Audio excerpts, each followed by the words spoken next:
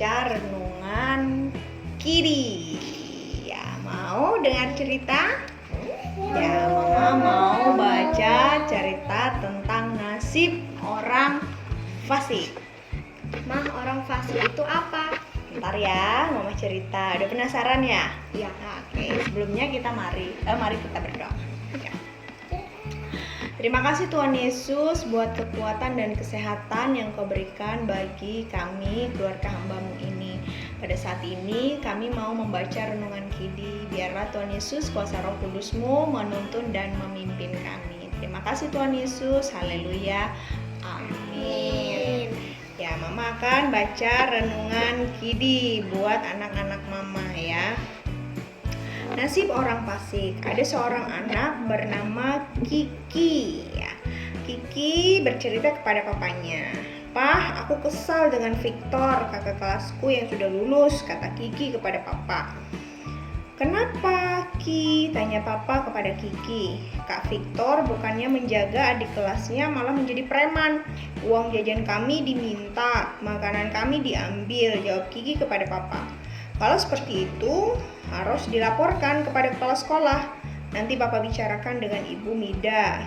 Ki dengan Ibu Mida hibur papa kepada Kiki.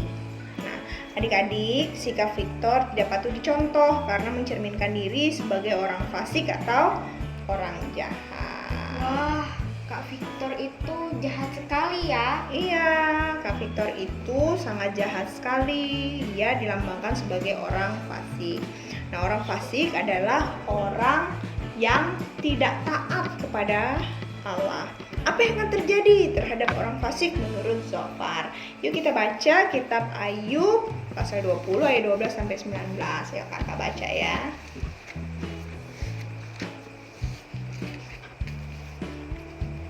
Sungguh pun kejahatan manis rasanya di dalam mulutnya. Sekalipun ia menyembunyikannya di bawah lidahnya, menikmati serta tidak melepaskannya dan menahannya pada langit-langitnya. Namun berubah juga makanan di dalam perutnya, menjadi bisa ular tedung di dalamnya. Harta benda ditelannya, tetapi dimuntahkannya lagi. Allah yang mengeluarkannya dari dalam perutnya, bisa ular tedung akan diisapnya. Ia akan dibunuh oleh lidah ular. Ia tidak boleh melihat batang-batang air dan sungai-sungai yang mengalirkan madu dan daging. Ia harus mengembalikan apa yang diperolehnya dan tidak mengacapnya. Ia tidak menikmati kekayaan hasil dagangnya, karena ia telah menghancurkan orang miskin dan meninggalkan mereka terlantar. Ia merampas rumah yang tidak dibangunnya. Nah, orang fasik pada awalnya menikmati hasil kejahatannya.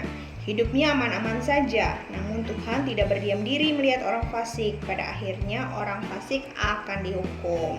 Nah, adik-adik, anak-anakku sekalian, kita tentu tidak ingin menjadi orang fasik. Oleh sebab itu, yuk kita belajar untuk taat kepada Tuhan, berdoa dan memohon agar Tuhan menolong kita untuk menjadi anak Tuhan yang taat.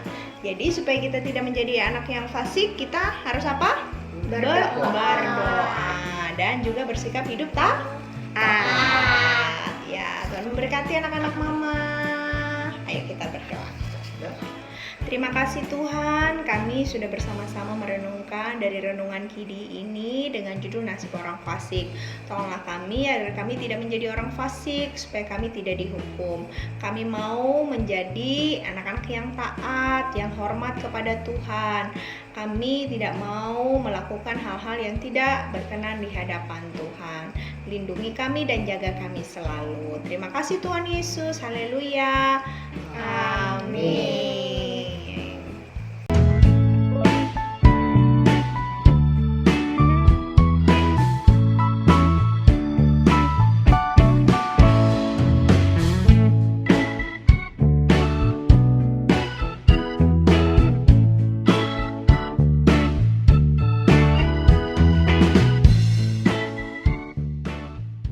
Sahabat, mari dukung pelayanan dan pekabaran Injil melalui YKB. dengan membagikan link acara ini kepada sebanyak mungkin orang.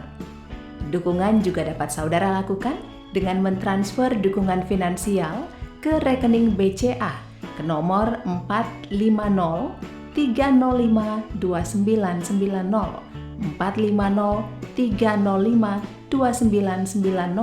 atas nama Yayasan Komunikasi Bersama.